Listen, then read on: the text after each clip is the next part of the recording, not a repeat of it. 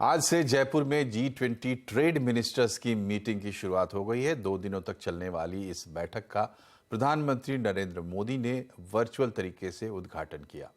प्रधानमंत्री ने अपने उद्बोधन में कहा कि G20 देशों को नसीहत दी कि जिस तेजी से दुनिया में ई-कॉमर्स का कारोबार बढ़ रहा है, उसमें छोटे सेलर्स को भी बराबरी का मौका मिलना चाहिए। Digitizing process and use of e-commerce have the potential to enhance market access.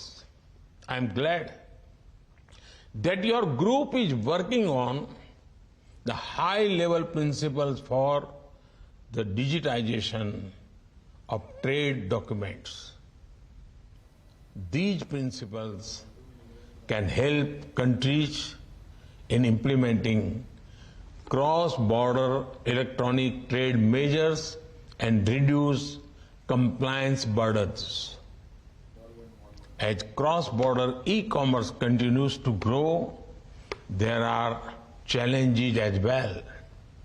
We need to work collectively to ensure equitable competition between large and small sellers.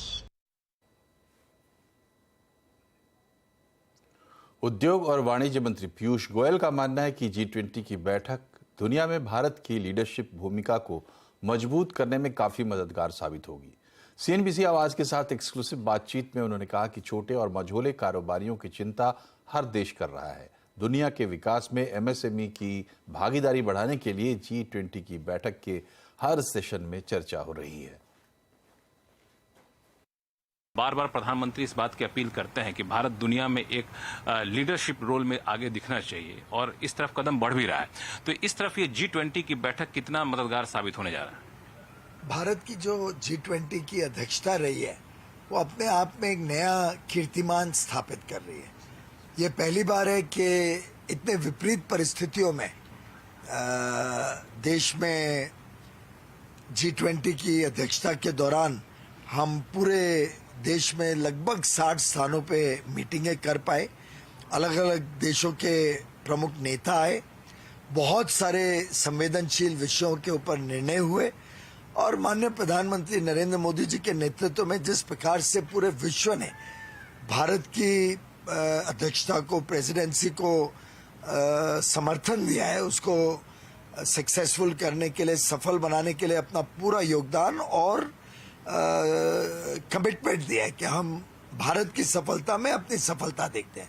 ये एक भारत के लिए बहुत गर्व की बात है और हर भारतवासी 140 करोड़ आज के दिन भारतवासी बहुत गौरवान्वित महसूस करते हैं जब पूरे विश्व के नेता, बड़े बड़े नेता मोदी जी की तरफ देखते हैं। विश्व के समस्याओं का हल निकालने के लिए मोदी जी को विश्व का सबसे लोकप्रिय नेता मानते हैं। प्रधानमंत्री ने अपने ओपनिंग रिमार्क्स में बहुत अच्छी बात कही, ई कॉमर्स को लेकर। ग्लोबल प्लेटफॉर्म पे ई कॉमर्स काफी तेजी से बढ़ता जा रहा है, लेकिन चुनौती ये होती है कि ई कॉमर्स पे हम बड़े कारोबारियों को भी उतनी हिस्सेदारी दें जितनी छोटे कारोबारियों को दें। यानी छोटे कारोबारियों की भागीदारी भी बराबर की भागीदारी रहनी चाहिए। सरकार भी, भारत सरकार ई कॉमर्स पॉलिसी लाने जा रही है, उसका कुछ अपडेट दें। और इस G20 की बैठक के दौरान क्या ई कॉमर्स के ऊपर कोई चर्चा कर रहे हैं ताकि इंटरनेशनल प्लेटफॉर्म पे ई कॉमर्स कारोबार में छोटे कारोबारियों की भागीदारी सुनिश्चित की जाए? लगभग सभी देश चिंतित हैं कि छोटे व्यापारियों का, छोटे सूक्ष्म, लघु या मध्यम वर्ग उद्योग का क्या भविष्य होगा। सभी देश चिंतित, लगभग सभी देश चिंतित हैं और उसके ऊपर शायद हर सेशन में सबसे ज्यादा चर्चा MSME सेक्टर की होती है। हम सब पहचानते हैं, हम सब इस बात की इज्जत करते हैं कि हमारा MSME सेक्टर ही आगे व्यापार को टीका देगा, व्यापार बढ़ाने का साधन बनेगा। ई कॉमर्स में भी कैसे साझेदारी बढ़े, कैसे डेमोक्रेटाइज हो, एक प्रकार से लोकतांत्रिक प्रक्रियाओं, छोटे व्यापार को भी उतना ही मौका मिले जितनी बड़ी कंपनियों को मिलता है। उस दिशा में भारत ने open network for digital commerce launch किया है। अभी तक का जो प्रयोग रहा है बड़ा सफल रहा है और उसमें तेज गति से हम आगे बढ़ेंगे और आगे चल के विश्व के कई देशों ने इंटरेस्ट दिखाया कि ये क्या चीज है, क्योंकि बड़ी अनोखी चीज है, कभी किसने सोचा नहीं था। तो जैसे UPI हमारा यूनिफाइड पेमेंट इंटरफेस वो नहीं, भी इन लोगों के लिए आश्चर्य की बात वो भी इनके लिए बड़ी आश्चर्य था, पर अब लोग समझने लगे और अब नए देश उसको इस्तेमाल करना चाह रहे हैं। वैसे ई कॉमर्स ऐसे ही ई कॉमर्स में भी भारत की नेतृत्व में ONDC तैयार हो रहा है और इसके ऊपर मुझे पूरा विश्वास है कि छोटे दुकानदार, जिनको विदेश में मॉम एंड पॉप स्टोर बोलते हैं, जो कॉर्नर स्टोर्स होते हैं, छोटे खुदरा व्यापार करने वाले परिवार के 2-4 सदस्यों को एक प्रकार से उसमें काम मिलता है, ऐसे व्यापार को बंद नहीं होने देना, उल्टे उसको और मजबूत बनाना। और पीयूष गोयल का कहना है कि ई कॉमर्स पॉलिसी पर सलाह मशवरे का दौर पूरा हो चुका है, पॉलिसी पूरी तरह तैयार है और हमसे एक्सक्लूसिव बातचीत में उन्होंने ये भी कहा कि बहुत जल्द सरकार ई कॉमर्स पॉलिसी का ऐलान कर देगी। भारत सरकार की तरफ से एक ई कॉमर्स पॉलिसी भी आने वाली थी, उसका कुछ अपडेट बता सकें? लगभग तय हो गई है, उसको भी हमने कई राउंड्स ऑफ डिस्कशंस करके आम सहमति बनाई है।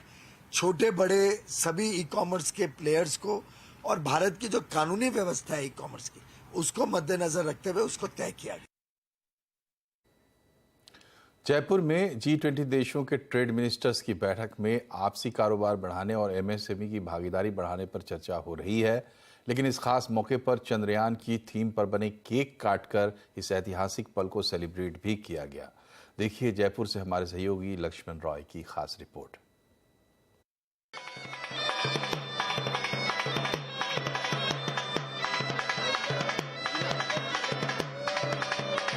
जयपुर में G20 ट्रेड मिनिस्टर्स की बैठक स्थानीय कलाकारों के परफॉर्मेंस के साथ शुरू हुई। इन कलाकारों ने 26 देशों के प्रतिनिधियों के सामने राजस्थानी संगीत का जलवा बिखेरा। इस तरह की कला को ज्यादा प्रचार प्रसार मिलेगा? हाँ सर, हाँ। बहुत ऐसे फोटो वोटो खींचते हैं, बहुत अच्छा लगता है। G20 देशों के प्रतिनिधि एक खास पल के गवाह भी बने, वो था चंद्रयान 3 की ऐतिहासिक सफलता।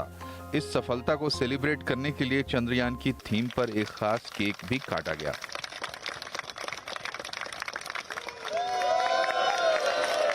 डेलीगेट्स ने एक साथ मिलकर आसमान में तिरंगा बलून छोड़े। उद्योग मंत्री पीयूष गोयल को भरोसा है कि इस बैठक से आपसी कारोबार बढ़ाने में काफी मदद मिलेगी। Under our G20 presidency, increasing the participation of MSMEs in global trade and including them in the global value chains has been our avowed objective.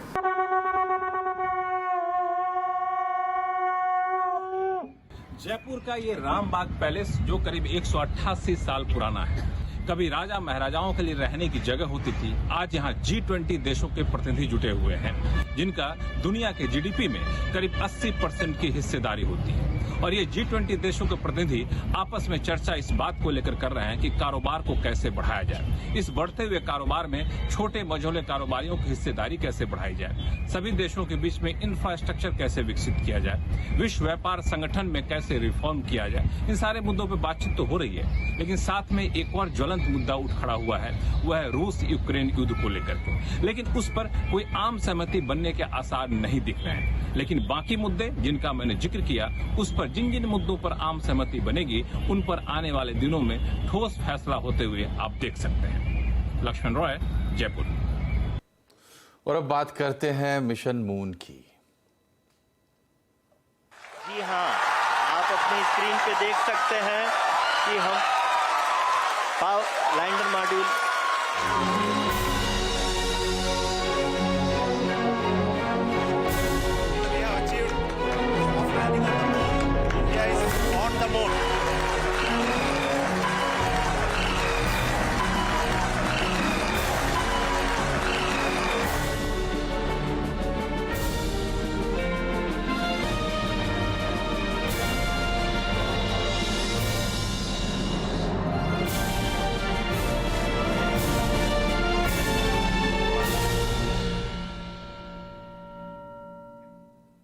Chandrayaan के रोवर प्रज्ञान ने लैंडर विक्रम से बाहर निकलने के बाद अपना काम शुरू कर दिया है। इसरो ने आज सुबह ट्वीट कर यह जानकारी दी कि रोवर प्रज्ञान लैंडर से बाहर आ चुका है और चांद पर चहलकदमी भी की है। इसके बाद इन स्पेस के चेयरमैन पवन गोयनका ने लैंडर से रोवर के निकलने की एक तस्वीर ट्वीट की। रोवर प्रज्ञान 14 दिन तक चंद्रमा से डेटा कलेक्ट करेगा और कमांड सेंटर को भेजेगा। इसरो के चेयरमैन एस सोमनाथ ने कहा है कि प्रज्ञान रोवर चंद्रमा पर मौजूद तत्वों और रासायनिक संरचना का पता लगाएगा।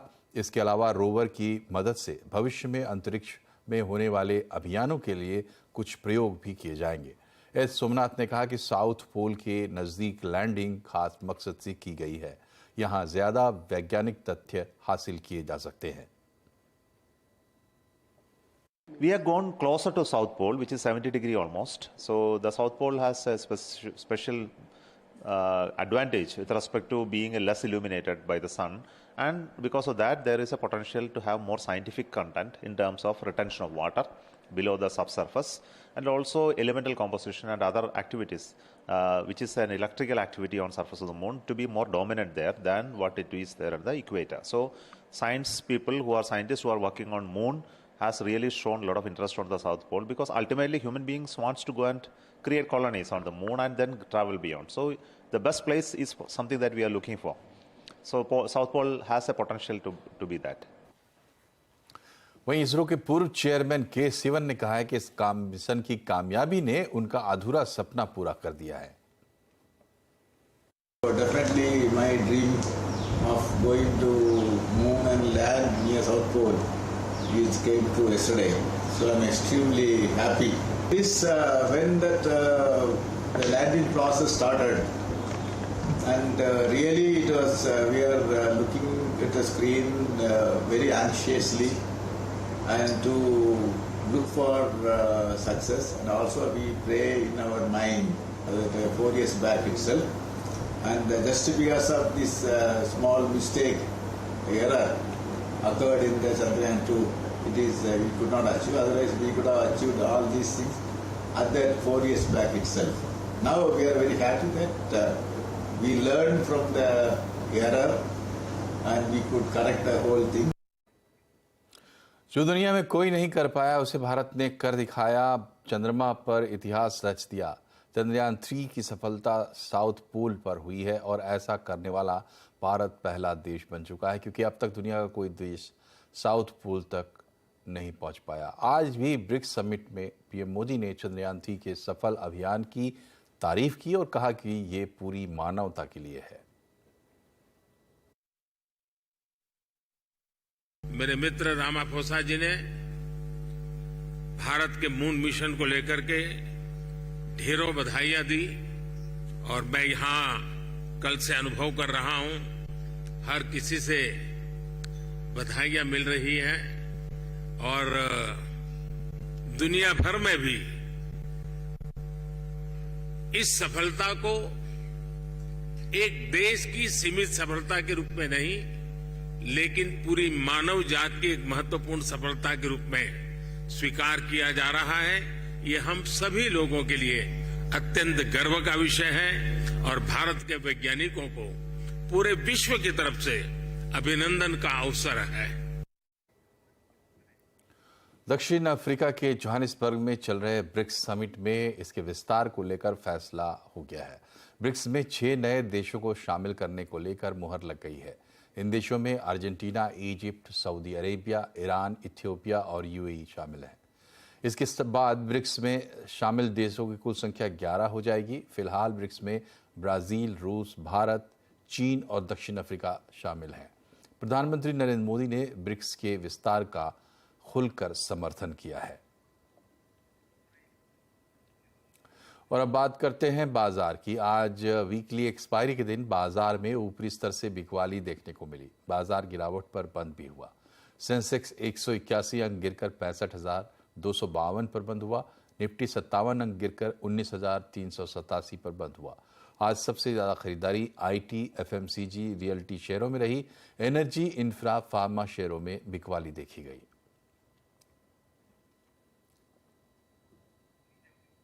और इंडियन ग्रैंड मास्टर प्रज्ञानंदा आज इतिहास रचने से चूक गए। वर्ल्ड चेस चैंपियन बनने का उनका सपना इस बार टूट गया। वो दुनिया के नंबर 1 खिलाड़ी कार्लसन से आखिरी बाजी हार गए। 5 बार के वर्ल्ड चैंपियन कार्लसन ने टाई ब्रेकर में प्रज्ञानंदा को 1.5 से हरा दिया। पहले रैपिड मैच में कार्लसन ने प्रज्ञानंदा को 47 मूव के बाद हरा दिया था। वहीं दूसरा मैच ड्रॉ रहा और कार्लसन विजेता बन गए। हालांकि प्रज्ञानंदा ने इस मैच को खेलने में अपनी पूरी मेहनत झोंक दी थी। इसके पहले के 2 क्लासिक राउंड में दोनों के बीच मुकाबला ड्रॉ रहा था। प्रज्ञानंदा की बाजियों के कायल कार्लसन भी हैं और इस बार भी उन्होंने जबरदस्त चालों के लिए प्रज्ञानंदा की तारीफ की है। और आइए आपको बताते हैं प्रज्ञानंदा के पिता रमेश बाबू ने अपने बेटे के खेल के बारे में क्या कुछ कहा है। Normally he plays very well, and he lost to Magnus Carlsen. He is world number 1. Result is not material here. Playing with the world number 1 is considered to be a very great thing. Pragya has got the opportunity to play with the world number 1. So many people are extended prayer and all that. I thank all of them. 69वें national film awards का ऐलान हो गया है। सूचना और प्रसारण मंत्रालय ने फिल्म पुरस्कारों की घोषणा की है। 2021 के लिए रॉकेटरी को बेस्ट फिल्म चुना गया है। पुष्पा के लिए अल्लू अर्जुन को बेस्ट एक्टर का अवार्ड मिला है। वहीं आलिया भट्ट और कृति सेनन को बेस्ट एक्ट्रेस का अवार्ड मिला है। एसएस राजमौली की आरआरआर को 3 अवार्ड मिले हैं। शेरशाह बेस्ट जूरी और सरदार ऊधम को बेस्ट हिंदी फिल्म का अवार्ड मिला है।